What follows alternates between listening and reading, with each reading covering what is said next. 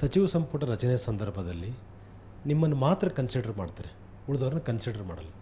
ಪ್ರಬಲ ಜಾತಿ, ಪ್ರಭಾವ ಇವೆಲ್ಲವೂ ಕೂಡ ಮಹಿಳೆಗೆ ಸ್ಥಾನಮಾನ ಕೊಡುವಾಗ ವರ್ಕೌಟ್ ಆಗುತ್ತೆ ಅನ್ನೋದು ನಮಗೆ ಗೊತ್ತಿರೋ ಸತ್ಯ. ನಿಮ್ಮ ವಿಚಾರದಲ್ಲಿ ಅದು ಆಗಿದೆ ಅಂತಕ್ಕಂಥ, ಆದರೆ ಉಳಿದವ್ರ ವಿಚಾರದಲ್ಲಿ ಆಗಿಲ್ಲ ಅಂತಕ್ಕಂಥ ಅಸಮಾಧಾನವನ್ನು ಬೇರೆ ಬೇರೆ ಸ್ವರೂಪದಲ್ಲಿ ಬೇರೆ ಬೇರೆ ಸನ್ನಿವೇಶಗಳಲ್ಲಿ ಅಭಿವ್ಯಕ್ತಿಪಡಿಸ್ತಾರೆ. ಒಬ್ಬ ಮಹಿಳೆಗೆ ಸೂಕ್ತ ಸ್ಥಾನಮಾನ ಸಿಗಬೇಕಾದ್ರೆ ಒಂದು ಪ್ರಭಾವಳಿ, ಒಂದು ಪ್ರಭಾವ ಭಾಳ ಸ್ಪಷ್ಟವಾಗಿದ್ದರೆ ಮಾತ್ರ ಕಾಂಗ್ರೆಸ್ಸಲ್ಲಿ ಅಧಿಕಾರ ಅನ್ನುವಂಥ ಮಾತಿದೆ. ಕರ್ನಾಟಕದಲ್ಲಿ ಸ್ವಲ್ಪ ಇನ್ನೊಂದಿಬ್ಬರನ್ನ ಮಹಿಳೆಯರನ್ನ ಮಾಡಿದರೆ ಚೆನ್ನಾಗಿರೋದೇನೋ ಅಂತ ನಮಗೂ ಅನಿಸುತ್ತೆ. ಬಟ್ ಕರ್ನಾಟಕವನ್ನು ಬಿಟ್ಟರೆ ಎಸ್ ಎಂ ಕೃಷ್ಣ ಅವರಿದ್ದಾಗ 5 ಜನ ಮಹಿಳಾ ಮಂತ್ರಿಗಳಿದ್ರು ಕಾಂಗ್ರೆಸ್ನಲ್ಲಿ, 5 ಜನ ಇದ್ದರು.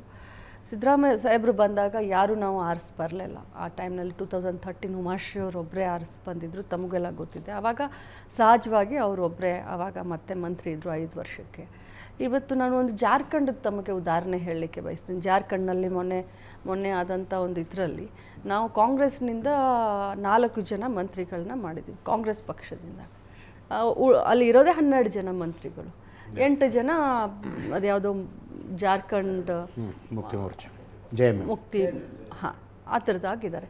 ಆ 4 ಜನರಲ್ಲಿ 2 ಪ್ರಥಮ ಬಾರಿಗೆ ಆರಿಸಿ ಬಂದಂಥ 2 ಮಹಿಳೆಯರಿದ್ದಾರೆ. ಅಂದರೆ Congress is open nowadays. Congress ಪಕ್ಷ ಮಹಿಳೆಯರನ್ನ ಇದನ್ನು ಮಾಡಲಿಕ್ಕೆ. ಆದರೆ ಕರ್ನಾಟಕದಲ್ಲಿ ನನಗೂ ಅನಿಸುತ್ತೆ ಇನ್ನಿಬ್ಬರನ್ನ ಅಥವಾ ಒಬ್ಬರನ್ನಾದರೂ ಕೂಡ ಕ್ಯಾಬಿನೆಟ್ನಲ್ಲಿ ಮಾಡಿದ್ರೆ ಚೆನ್ನಾಗಿರುತ್ತೆ.